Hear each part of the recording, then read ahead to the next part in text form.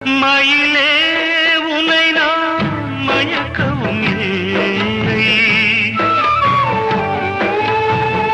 மனதால் என்றும் வெறுக்கவும் இல்லை.